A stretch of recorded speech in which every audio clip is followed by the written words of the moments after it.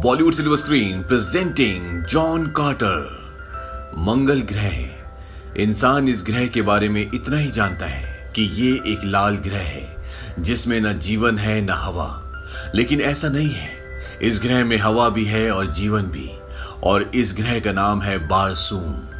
लेकिन ये ग्रह मर रहा है। एक शहर जिसका नाम है जोडांगा, वो अपनी सेना के साथ बारसूम के लोगों को तबाह करने के लिए आगे बढ़ रहा है।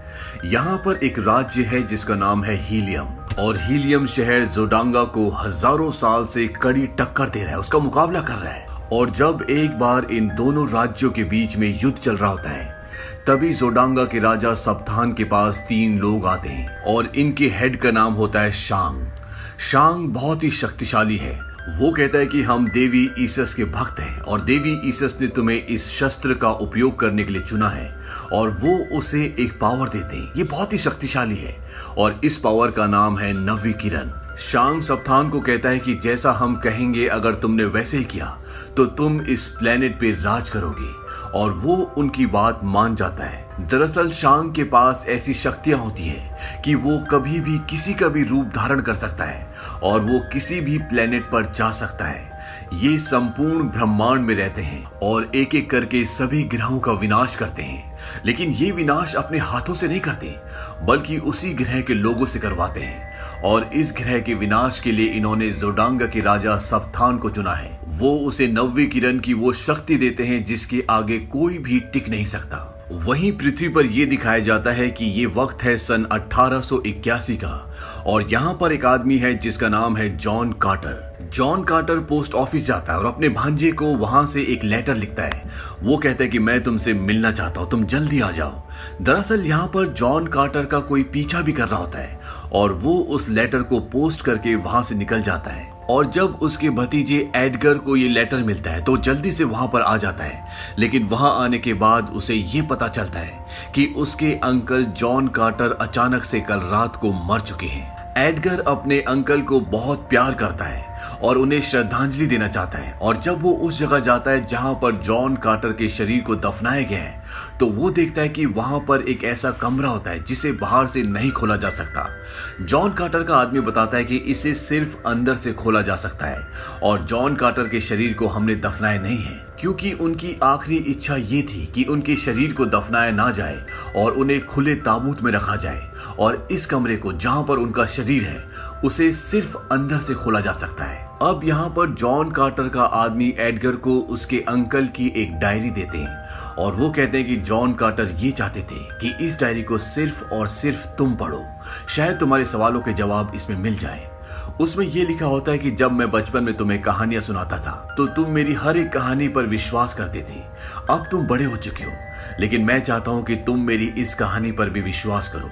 और वो उस किताब को पढ़ना शुरू करता है। उसमें लिखा होता है कि आज से 13 साल पहले मैं एक सोने की गुफा ढूंढ रहा था जिसके बारे में मुझे पता चला था।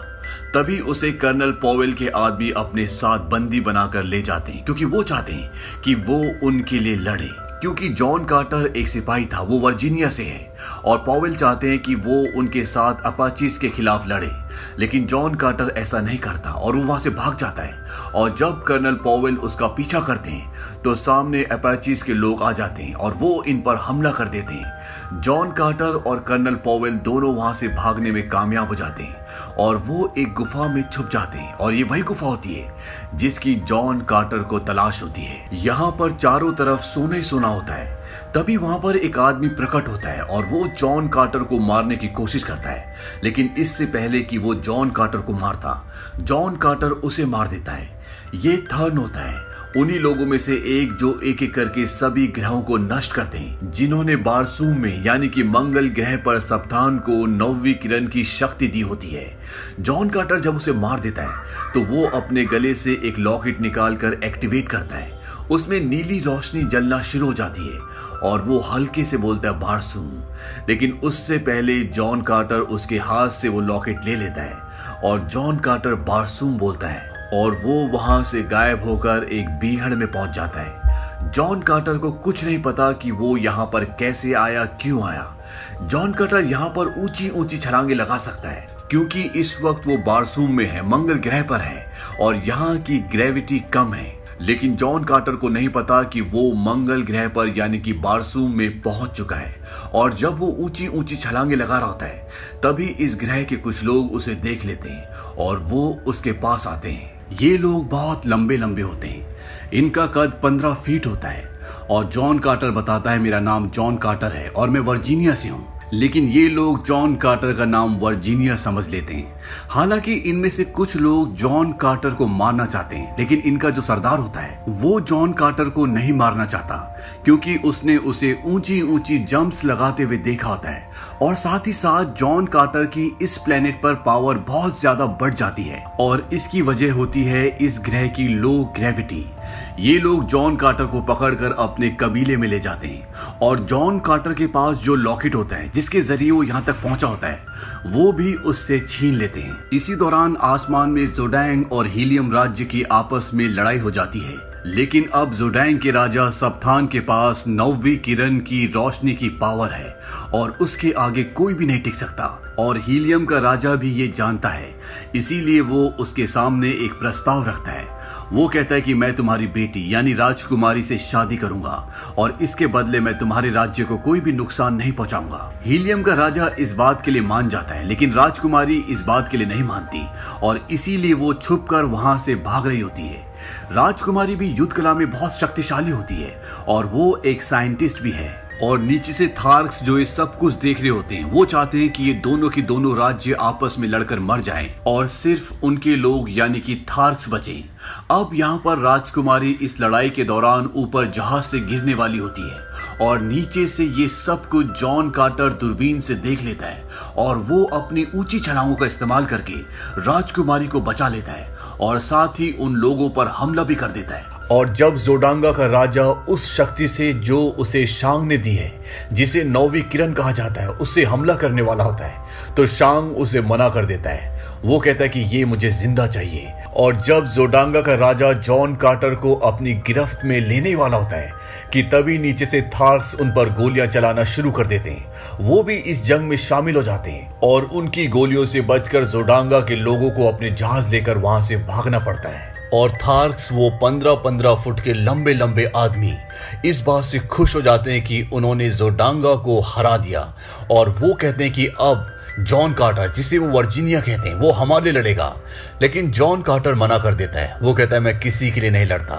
थार्क्स कहते हैं कि अगर तुमने हमारे लिए लड़ाई नहीं की तो हम इस लड़की को मार देंगे जो हीलियम की राजकुमारी है। लेकिन यहाँ पर किसी को पता नहीं होता कि ये हीलियम की राजकुमारी है और इस वजह से जॉन कार्टर यानी कि वर्जीनिया मान जाता है। अब यहाँ पर डेजा यानी कि हीलियम की राजकुमारी जॉन कार्टर से ये पूछती है कि तुमने इस तरह से कूदना कहाँ से सीखा।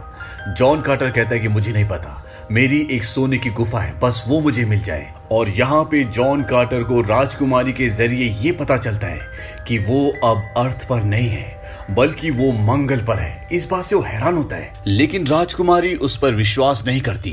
वो कहती है कि तुम करोड़ों मील अंतरिक्ष में यात्रा करके यहाँ तक कैसे पहुंचे। जॉन कार्टर उसे वो लॉकेट दिखाता है जिसके जरिए वो यहाँ तक पहुंचा होता है। वो लॉकेट वहीं पर कबीले के सरदार के पास होता है।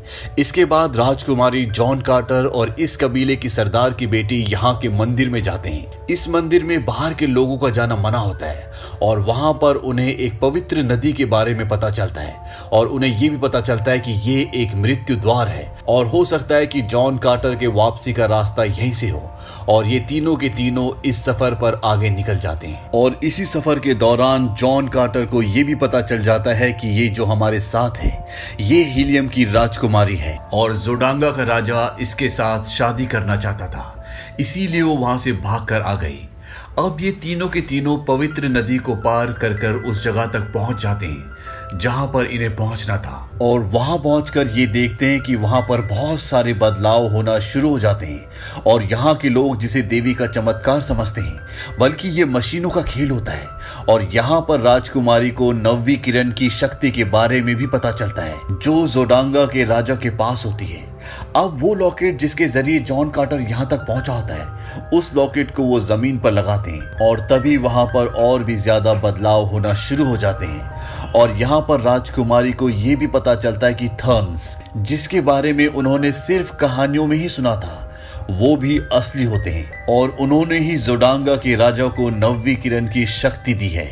यहाँ पर उसे ये भी यकीन हो जाता है कि जॉन कार्टर सच बोल रहा है, वो वर्जीनिया का रहने वाला है और वो अर्थ से यहाँ पर आया है। और साथ ही साथ इन्हें ये भी पता चलता है कि जॉन कार्टर को यहाँ पर एक टेलीग्राम की तरह भेजा गया है, यानी कि उसका असली शरीर अभी भी पृथ्वी पर है और पृथ्वी से यहाँ पर आने के लिए और यहाँ से पृथ्वी वापस जाने के लिए कुछ शब्द हैं जिन्हें इस लॉकेट के साथ बोलना होता है और इस तरह से आप एक ग्रह से दूसरे ग्रह की जर्नी कर सकते हो। लेकिन जो शब्द बोलने होते हैं उन शब्दों को ये पढ़ नहीं पा रहे होते, इसके लिए इन्हें नक्शों की और किताबों की जरूरत होती है जो कि हीलियम की लाइब्रेरी में है। अब जब ये सब कुछ पढ़ रहे होते हैं तभी यहाँ पर शांग और उसके लोग आ जाते हैं। शांग वो इंसान है जिसने जोडांगा को वो शक्ति दी है जिसे 9वीं किरण कहा जाता है और ये एक थान है, यानी कि ये किसी भी दुनिया में कभी भी आ जा सकता है। ये अपने लोगों से अपने हथियारों से कहता है कि जाओ और राजकुमारी को जिंदा पकड़ लो और इस आदमी को भी जिसका नाम जॉन कार्टर है। और ऐसे ही होता है, वो जॉन कार्टर को पकड़ लेते हैं और राजकुमारी को भी बंदी बनाकर उसके महल में वापस भेज दिया जाता है। लेकिन इनकी जो तीसरी साथी होती है जो पवित्र नदी को पार करवाकर इन्हें वहां तक ले गई होती है, वो जमीन के अंदर छुप जाती है और इस तरह से वो बच जाती है। वहीं अब महल में राजकुमारी जॉन कार्टर को, जो अब बंदी है, अपने आदमी को भिजवाकर उसे छुड़वाकर अपने पास बुलवा लेती है।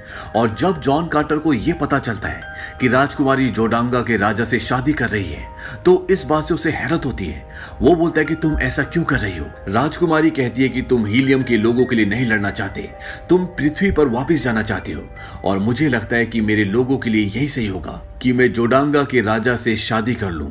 और वो उसका लॉकेट निकाल कर उसे देती है क्योंकि अब राजकुमारी को वो शब्द पता है जिससे वो अपनी दुनिया में यानी कि पृथ्वी पर वापस जा सकता है। और राजकुमारी उसके हाथ में वो ताबीज रखती है और बोलती कि मेरे पीछे दोहराओ, और वो उसके पीछे शब्द दोहराना शुरू करता है। तभी बाहर दरवाजे पर कोई आ जाता है। राजकुमारी जॉन कार्टर को बोलती कि जल्दी जल्दी करो, लेकिन वो आखिरी शब्द नहीं बोलता क्योंकि ये दोनों अब एक दूसरे को प्यार करते हैं। और तभी दरवाजा खुलता है और जोडांगा का राजा, जिसकी राजकुमारी से शादी होने वाली है, वो वहां पर आ जाता है।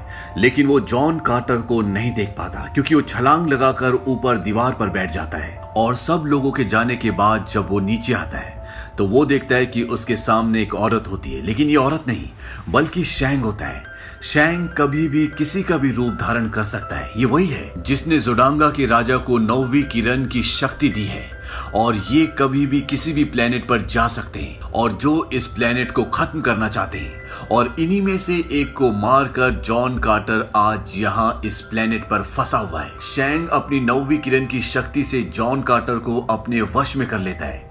वो उस किरण को उसके शरीर के अंदर डाल देता है जो कि पूरी तरह से शैंग के कंट्रोल में होती है और जॉन अब न कहीं भाग सकता है न कुछ कर सकता है। शैंग उसे कहता है कि ग्रेविटी की वजह से और तुम्हारी शरीर की बनावट की वजह से यहाँ पर तुम्हारी शक्तियां बहुत ज्यादा बढ़ गई हैं। वो उसे बताता है कि मेरा कोई अस्तित्व नहीं है और इस राज को छुपाने के लिए हमें बहुत मेहनत करनी पड़ती है। और शैंग एक बूढ़ी औरत का रूप धारण करके उसे उस जगह पर ले जाता है जहाँ पर राजकुमारी और जोडांगा का राजा शादी के लिए आगे बढ़ रहे हैं। आज रात को ही इन दोनों की शादी है और शैंग जॉन कार्टर को बताता है कि ये लड़की बहुत बुद्धिमान है, इसने 9वीं किरण का रास्ता, उसका राज ढूंढ निकाला। और आज रात को जब दोनों चंद्रमा आपस में मिलेंगे तो राजकुमारी और हर उस इंसान को मार दिया जाएगा जो 9वीं किरण के राज के बारे में जानता है। दरअसल यहाँ पर 2 चंद्रमा होते हैं और दोनों चंद्रमा मिलने के साथ ही शादी की रस्म को पूरा किया जाएगा। जॉन कार्टर उससे पूछता है कि तुम्हारा लक्ष्य क्या है, ये सब खेल तुम क्यों खेल रहे हो, तुम जाकर सीधा राजकुमारी को मार भी सकते हो। शैंग कहता है कि ऐसे खेल हम इस ग्रह के बनने से पहले से खेल रहे हैं और इसे हम पृथ्वी के तबाह होने के बाद तक खेलते रहेंगे। यानी कि वो इस ग्रह को तबाह करने के बाद पृथ्वी को भी तबाह करना चाहते हैं। शैंग बोलता है कि ये शक्ति, 9वीं किरण की शक्ति, हम उसी को देते हैं जो मूर्ख और क्रूर होता है और जोडांगा का राजा ऐसे ही है। और आज जब शादी के बाद उसकी पत्नी यानी कि राजकुमारी मर जाएगी तो उसकी क्रूरता चारों तरफ फैल जाएगी और वो वही करेगा जो हम चाहते हैं। शैंग कहता है कि हम किसी भी ग्रह का खात्मा अपने हाथों से नहीं करते, हम बस उसका संचालन करते हैं। ये कह सकते हो कि हम इसी पर पलते भी हैं। वो कहता है किसी भी ग्रह पर जब आबादी बढ़ती है तो लोग धर्मों में बढ़ जाते हैं और आपस में धर्म के लिए लड़ते हैं और इस तरह से धीरे धीरे उस ग्रह का खात्मा होना शुरू हो जाता है। हम अजर हैं, हमारी कोई उम्र नहीं है। जॉन कार्टर बोलता है कि तुम्हारे जैसे एक को मैं पहले मार चुका हूं। अब ये जॉन कार्टर को यहां से कहीं और भेज रहा होता है। तभी यहां पर जॉन कार्टर का डॉग, जो इसी ग्रह का एक डॉग होता है और जॉन कार्टर का बहुत वफादार होता है, वो यहां पर आ जाता है और शैंग के हाथ पर, जहां पर उसने वो गैजेट लगा रखा होता है जिससे नौवीं किरण को कंट्रोल किया जा सकता है, जिससे यहां से पृथ्वी पर जाया जा सकता है, वहां पर काटना शुरू कर देता है। और जॉन कार्टर, जिसको उसने उसी नौवीं किरण से अपने वश में किया होता है, वो उससे मुक्त हो जाता है और जॉन कार्टर वहां से उन्हीं के एक फ्लाइंग ऑब्जेक्ट पर निकल जाता है। लेकिन उनके लोग जॉन कार्टर का पीछा करते हैं। वहां पर रेगिस्तान में जॉन कार्टर की वो तीसरी साथी, जो उन्हें पवित्र नदी के पार ले गई थी, वो होती है और वो उस फ्लाइंग ऑब्जेक्ट पर गोली चलाती है जो जॉन कार्टर का पीछा कर रहा होता है। और अब जॉन कार्टर का फ्लाइंग ऑब्जेक्ट भी यहाँ पर क्रैश हो जाता है। जॉन कार्टर कहता है कि मुझे डेजा को, यानी कि राजकुमारी को बचाना है और इसके लिए मुझे पूरी सेना की जरूरत है। और अब जॉन कार्टर थार्स के पास जाता है, जो 15 फीट लंबे होते हैं, हरे रंग के होते हैं और जिन्होंने सबसे पहले जॉन को पकड़ा होता है। वहां पहुंचकर वो जॉन को बंदी बना लेते हैं, क्योंकि यहाँ का जो पुराना राजा था उसे भी कैद कर लिया गया है और उसकी जगह इन्हीं में से किसी दूसरे ने ले ली है। और वो जॉन कार्टर को बिल्कुल भी पसंद नहीं करता, वो उसे मारना चाहता है। लेकिन जो पहले वाला राजा था, वो जॉन कार्टर पर विश्वास करता था। उसे लगता था कि जॉन कार्टर थार्स का मान सम्मान वापस दिलवाएगा। वो कहता है लेकिन अब बहुत देर हो चुकी है। अगले दिन जॉन कार्टर को और एक पुराने राजा को एक बहुत बड़े दैत्यनुमा जानवर के आगे छोड़ दिया जाता है। लेकिन जॉन कार्टर उसको मार देता है और साथ ही उसको भी मार देता है जिसने पुराने राजा को धोखा देकर राजगद्दी हासिल की थी। और अब पुराना वाला राजा फिर से अपनी राजगद्दी, अपने शासन को हासिल कर लेता है। इसके बाद जॉन कार्टर किसी भी कीमत पर राजकुमारी को बचाना चाहता है और आज उसकी शादी जोडांगा के राजा से है। दोनों चंद्रमा के मिलन के साथ उन दोनों की शादी हो जाएगी। और इससे पहले कि उनकी शादी पूरी हो पाती, वहां पर जॉन कार्टर पहुंच जाता है और वो बोलता है कि ये एक साजिश है। तुम्हारे राज्य को, यानी कि हीलियम को, जोडांगा के सभी लोगों ने घेर लिया है और इस रस्म के खत्म होते ही वो तुम पर, यानी कि हीलियम पर हमला कर देंगे। अब जोडांगा का जो राजा होता है वो अपनी तलवार निकाल लेता है और यहाँ पर युद्ध शुरू हो जाता है और टाक्स राज्य भी यहाँ पर आ जाता है हीलियम राज्य की रक्षा करने के लिए, उनका साथ देने के लिए।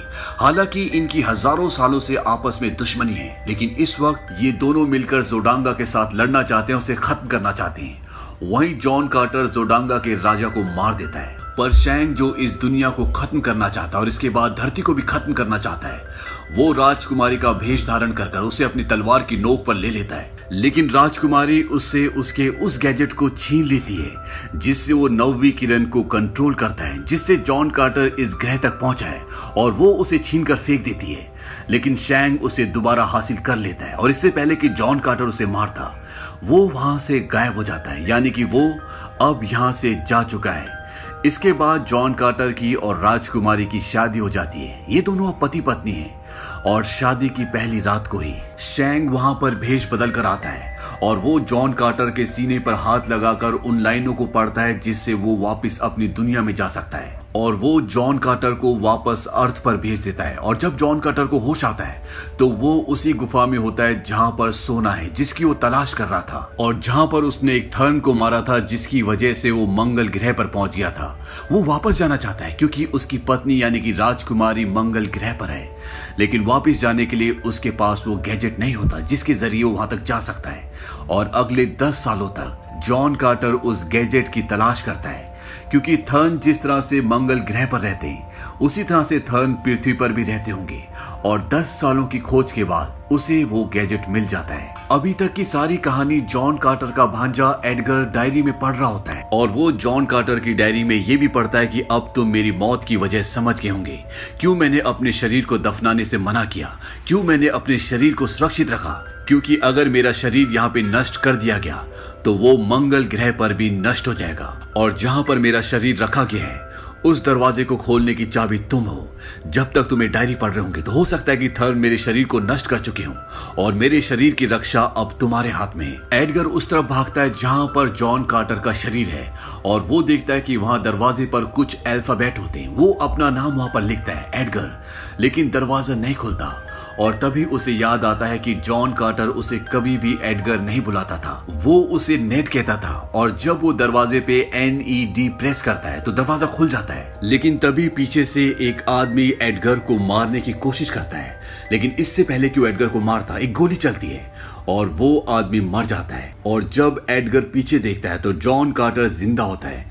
वो उस मरे हुए आदमी के पास जाता है और उसके कोट के अंदर से वो उस गैजेट को निकालता है जिससे वो यहाँ से मंगल ग्रह पर जा सकता है। दरअसल जॉन कार्टर को ये गैजेट कभी मिला ही नहीं होता और ये आदमी जो नीचे मरा हुआ है ये शैंग होता है। इसे लगता था कि जॉन कार्टर को वो गैजेट मिल चुका है और उसे वो वापस हासिल करना चाहता था और साथ ही जॉन कार्टर के शरीर को हमेशा के लिए नष्ट करना चाहता था। और जॉन कार्टर इस बात को जानता था कि जब शैंग को ये पता चलेगा कि मुझे वो गैजेट मिल चुका है तो वो मुझ तक पहुंचने की कोशिश जरूर करेगा और ऐसा होता भी है। और इसीलिए जॉन कार्टर अपने मकसद में, अपने प्लान में कामयाब हो जाता है और उसके पास अब वो गैजेट है जिससे वो मंगल ग्रह पर जा सकता है। और वो एडगर को कहता है कि जिंदगी में कोई लक्ष्य बनाओ, कोई किताब लिखो या किसी से प्यार करो।